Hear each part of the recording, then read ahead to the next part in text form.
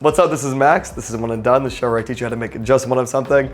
It's the holidays. We're gonna do a little individual beef Wellington. It's a good portion. It's good if you're real hungry. This is gonna be absolutely delicious. I'm gonna show you guys how to make it right now. Let's go. Now we have like a 7-8 ounce piece of beef tenderloin here. You can just go to your butcher and ask for this, or you can buy a whole beef tenderloin, butcher it yourself, but I find it's easier just to go ahead, talk to your butcher, get to know him, and get a little, 6 to 8 ounce piece of beef tenderloin. So now what we're gonna do is go ahead and hit this with some salt and black pepper. Pick up all that extra seasoning. Pan's nice and hot. Sear this bad boy. Just wanna get some color on all sides of this.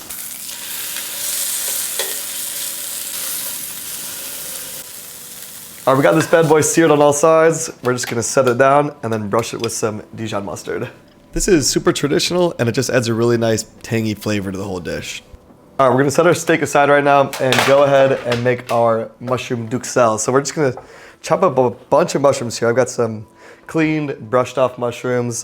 These are little button mushrooms. You can do a mix, a combo, whatever you want. But we're just gonna hack these up until they're really fine. You can do this in a food processor, but if you do that, they'll get a little bit mushy. We don't really necessarily want that texture. So just gonna chop them up as fine as we can. Just gonna do a little garlic and shallot here. My favorite garlic method, as we've seen before. Boom. Instant minced garlic. Give it one more pass. Good to go. Straight into the pan where we seared our steak, we're gonna go ahead and toss in some butter. We're gonna saute our shallots, then our garlic, and then we'll go with our mushrooms and some thyme until all the water's gone out of the mushrooms. You can also do parsley here if you got it. I'm just a thyme kind of guy myself. Just give it a little mix. So you saw that giant pile of mushrooms is now sort of just this little paste here. They really cooked down a lot. Mushrooms here are looking pretty much exactly how we want them. Nice and dark, most of the water's cooked out of them. And we're gonna kill the heat and go ahead and wrap our steak with some prosciutto, our mushroom Duxelles. Then we're gonna put it in the fridge for about 10 minutes. Duxelles, am I saying that right? Let me know in the comments. I'm sure you will anyway.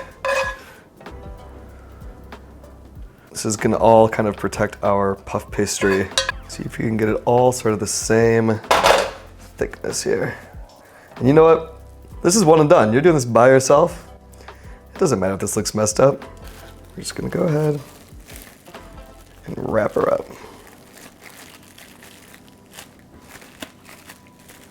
Pull this back a little bit, kind of like sushi.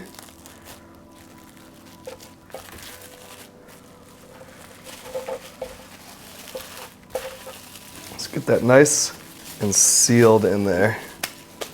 There we go, there's a little baby Wellington. Now we're just gonna pop this guy in the fridge for about 15 minutes, and in the meantime, we'll get our oven going up to about 400 degrees. We'll start working on our puff pastry. All right, so we're gonna go with a pie crust here because there's no puff pastry at the grocery store, and I don't feel like making it. We're just gonna roll it out to be a little bit thinner. All right, now, we're gonna use two, because we're gonna have our lattice. So I'm gonna set this one aside. We're also gonna get another one rolled out thin. Go ahead and get this guy, the lattice roller that everybody has in their house, and roll out a nice little pattern. If you don't have one of these, just skip this whole step entirely, but I got one, so we're gonna make it work. Let's get our chilled steak out of the fridge here. A little bit of water down here. Just gonna roll it just like that. Just cut this off. And just tuck these underneath, just like that. All right, now we're just gonna give this guy a little bit of an egg wash here. This is what's gonna make it really nice and golden. So this is even a little bit too big. So what I'm gonna do is trim it. Does this have to look perfect? No. Is mine gonna look perfect? Definitely not.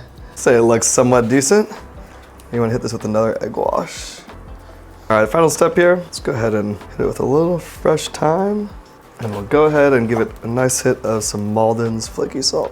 All right, now we're gonna go in the oven for about 20 minutes. We're gonna probe this thing. We're gonna cook it to 130 internal, then we're gonna let it rest for 10 minutes at least. Whew. And here we go, a little baby.